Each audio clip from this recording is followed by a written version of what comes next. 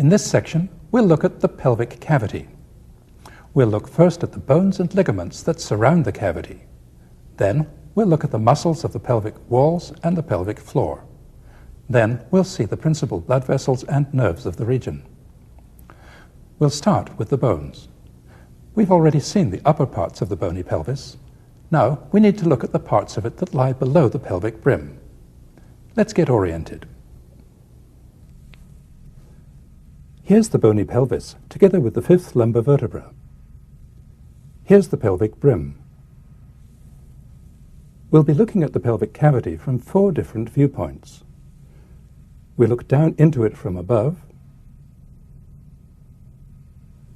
We'll look at it from the side, with the opposite half of the pelvis removed. We'll look at it from behind, and we'll look at it from below.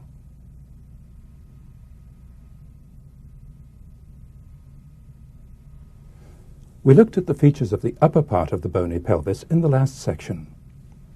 The bones that contribute to the walls of the pelvic cavity are the sacrum and the coccyx behind, and the lower parts of the hip bone in front and at the side. We're looking at the bones in the position they occupy when we're standing upright. In the upright position, the surface of the upper part of the sacrum is angled at 30 degrees to the horizontal. The tip of the coccyx points forward at about 40 degrees. So the pelvic surfaces of the sacrum and coccyx form a curve of a bit more than a quarter circle. The lower end of the sacrum is on a level with the top of the pubic symphysis. This big gap between the sacrum and the hip bone is called the sciatic notch. It's bridged by 2 major ligaments, as we'll see shortly. Now, we'll look at some details of the hip bone. This massively thick part of the hip bone is formed by the fusion of the ilium, the pubis, and the ischium. It's smooth on the inside and on the back. It's deeply indented on the outside by the socket of the hip joint, the acetabulum. This is the body of the ischium, which ends below in this impressive projection, the ischial tuberosity, which is what we sit on. This sharp prominence is the ischial spine. The large hole in the lower part of the hip bone is the obturator foramen. In the living body, it's largely closed off by the obturator membrane. This is the body of the pubis. The part of the hip bone below the obturator foramen is the ischiopubic ramus. The 2 ischiopubic rami, meeting in front at the pubic symphysis, form the pubic arch. When seen from the side, the ischiopubic rami slope backward and downwards toward the ischial tuberosities. There are important differences in shape between the male pelvis and the female pelvis, which is adapted to the important requirements of childbirth. The female pelvic cavity is wider from side to side and deeper from front to back. The inferior pelvic aperture of the female is wider in all directions than that of the male. Now that we've looked at the dry bones, we'll look at some major ligaments which are important in holding the sacrum and the hip bones together. The weight of the body is transmitted from the vertebral column to the hip bone at the sacroiliac joint. The sacroiliac joint is strengthened behind and in front by ligaments. The anterior sacroiliac ligament in front and the massive posterior sacroiliac ligament behind. In addition, the sacroiliac joint is strengthened by 2 major ligaments which pass from the sacrum to the ischium, the sacrotuberous and sacrospinous ligaments. Here's the sacrotuberous ligament.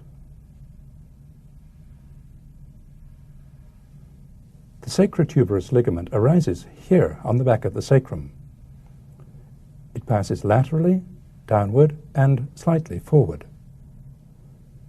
It's inserted here on the ischial tuberosity. Now we'll add the sacrospinous ligament to the picture. Here it is.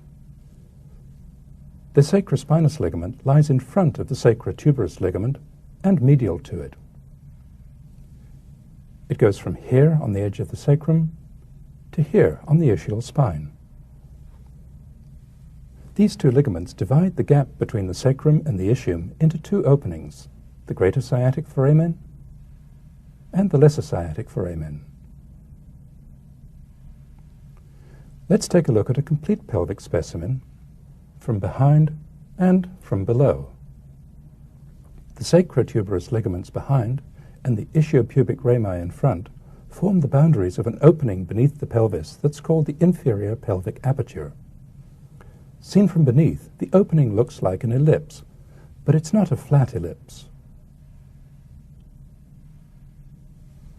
Because of the steep downward curve of the sacrotuberous ligaments behind and the slight downward slope of the ishiopubic rami in front, the ellipse has a marked bend in it. Here's the inferior pelvic aperture seen from above. When we look at it from up here, it's not so easy to appreciate the three-dimensional shape of the opening. Now, let's review what we've seen of the bones and ligaments that surround the pelvic cavity.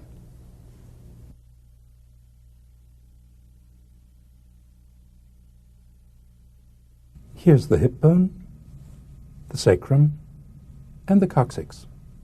Here's the sciatic notch. Here's the pelvic brim. Here's the obturator foramen, the body of the ischium, the ischial spine, and the ischial tuberosity. Here's the body of the pubis, the ishiopubic ramus, the pubic symphysis, and the pubic arch. Here are the sacroiliac ligaments, anterior and posterior. Here's the sacrotuberous ligament and the sacrospinous ligament. Here's the greater sciatic foramen and the lesser sciatic foramen.